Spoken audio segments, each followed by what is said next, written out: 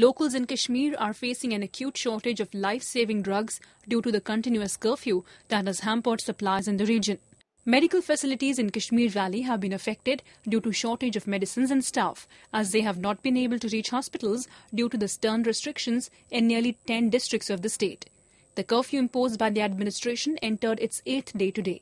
It was forced to clamp down on the recent bout of hostilities in the state over the killing of youths allegedly by the security forces during violent protests in the state.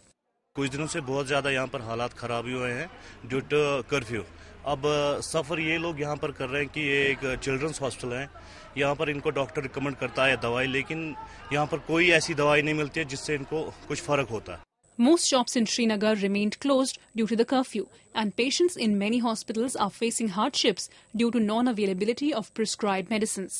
हमारे पास जो medicine थे वो 20 दिनों में खत्म हो गए और इस वक्त हमारे पास बहुत दवाइयों की शॉर्टेज है और बाहर किसी भी जगह नहीं मिल पा रहे हैं।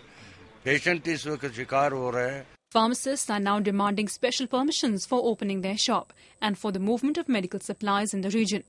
Supplies of medicines and other essential commodities have taken a hit as the highways leading to the valley remain affected by shutdowns and deteriorating law and order situation. Damanji with Divya for ANI.